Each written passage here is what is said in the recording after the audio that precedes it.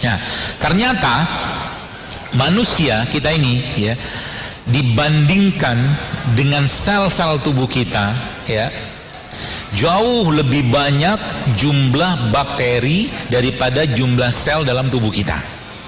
Oke, jauh lebih banyak jumlah bakteri ya, organisme kecil yang tidak tampak dengan mata kita ya, dibandingkan dengan tubuh atau sel tubuh kita ya. Bahkan yang menariknya lagi, kita tahu bahwa ada 70-80% ya, sistem kekebalan tubuh kita itu ada pada pencernaan ya, asbab dari mereka ini ya, bakteri-bakteri ini.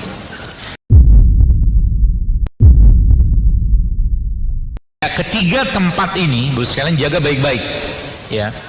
Otaknya dijaga, ininya dijaga, ini dijaga. Nah, kita tidak akan bahas dua ini. Ini sama ini kita tidak bahas karena itu pembahasannya panjang, tapi kita akan bahas yang di perut saja. Nah, ternyata manusia kita ini ya, dibandingkan dengan sel-sel tubuh kita ya, jauh lebih banyak jumlah bakteri daripada jumlah sel dalam tubuh kita. Oke, jauh lebih banyak jumlah bakteri ya, organisme kecil yang tidak tampak dengan mata kita ya, dibandingkan dengan tubuh atau sel tubuh kita ya. Bahkan yang menariknya lagi, kita tahu bahwa ada 70-80% ya, sistem kekebalan tubuh kita itu ada pada pencernaan ya, asbab dari mereka ini ya, bakteri-bakteri ini. Artinya apa? Pilihannya kita memberikan mereka makan atau menyuplai bantuan bakteri kepada mereka berupa bakteri-bakteri baik, atau kita kasih dia makan yang benar. Kenapa? Karena di samping urusan imun atau kekebalan tubuh, si bakteri ini Bapak Ibu sekalian juga punya peran yang luar biasa dalam apa? Dalam memberikan atau memproduksi hormon-hormon yang berhubungan dengan kebahagiaan. Bakteri itu. Jadi 70-80% hormon kebahagiaan kita itu diproduksinya di pencernaan. Artinya apa? Kalau pencernaannya bermasalah, maka otomatis produksi hormonnya tadi pasti akan bermasalah ya. Dan cerita tentang hormon ini Bapak Ibu sekalian, atau mungkin si bakteri ini, bukan cuman sekedar cerita kebahagiaan doang. Kenapa? Mereka punya fungsi ya, mereka si bakteri-bakteri ini ya, bakteri hidup kita sebut itu, mereka juga punya fungsi dalam hal apa?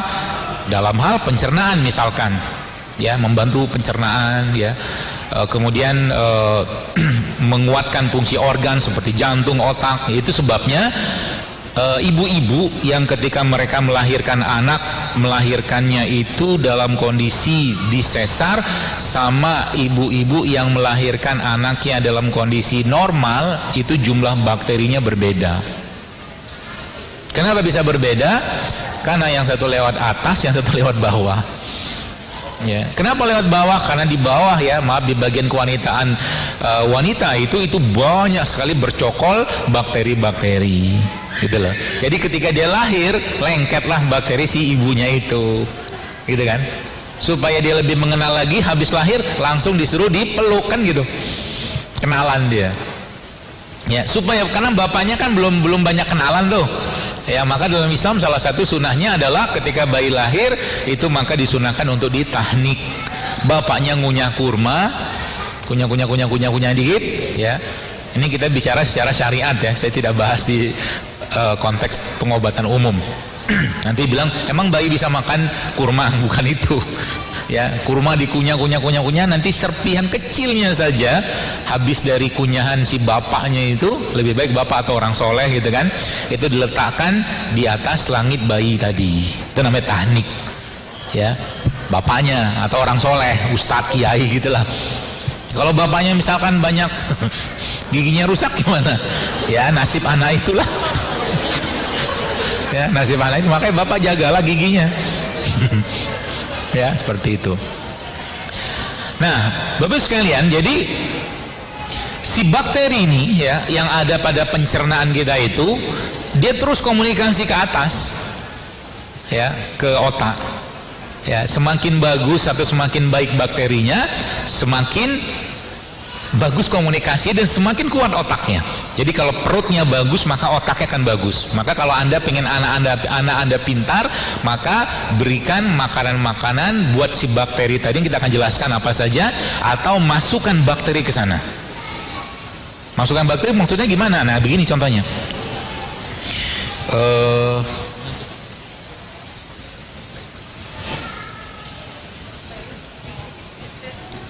Nah, di depan saya ini kan cuka, ya, cuka, vinegar namanya, vinegar, dengan ibunya, dengan ibunya. Emang ada tulisan with mother, ini with mother. Maksudnya with mother apa? Dia nggak dibersihkan, jadi masih buih-buihnya, tumpuk-tumpukan itu masih banyak gitu, with mother. Jadi kalau mau cari cuka, ya ini salah satu cuka terbaik. Ya, tapi ini kan ini bukan cuka apel tapi cuka nanas. Ya, cuka nanas. Jadi banyak yang kita bisa bikin cuka. Jadi si dalam ini isinya apa? Kan bakteri hidup kan. Maka mereka terus itu berkomunikasi. Mereka terus katakanlah menjalin keakraban di antara mereka gitu loh. Emang mereka saling berkomunikasi ya, makhluk hidup juga. Jadi makhluk hidup itu semua bisa diajak komunikasi, ya, meskipun kita tidak tahu bahasa mereka, nggak percaya. Begini, ibu-ibu, siramlah tanaman di rumah Anda, bunga Anda dalam kondisi Anda dongkol, marah tiap hari, mati nggak? Mati tanaman. Iya kan? Sama di sini kan ada bakteri nih. Bahkan saya paling takut ya, saya paling tabu lah mungkin ya, ngomongin mau jual mobil di depan mobil, di atas mobil yang sedang saya kendarai ini, yang biasa saya mau pakai dan itu mau saya jual, ngambek dia. Pernah gitu? Karena kan besi itu kan makhluknya Allah, ciptaannya Allah. Apalagi nih, maka dalam Islam hati-hati dengan bicara. Nabi itu sekalian pernah disebutkan dalam sebuah riwayat, Rasulullah SAW itu mau naik onta oleh si pemilik onta. Tuh onta ini diomel-omelin, dasar onta malas, macam-macam gitu kan. Nabi nggak mau naik loh, takut kena bala gara-gara onta itu sudah kelaknat. Jadi hati-hati dengan kalimat ya seperti itulah. Jadi memasukkan bakteri ini kan bakteri berarti kan ya, bakteri-bakteri seperti ini ya simple sebenarnya ibu sekalian. Dengan cara apa? Ya campurin saja ke minuman. Ini ada air nih, masukin ya sedikit aja, aduk-aduk misalkan. Sendok ya? Ada.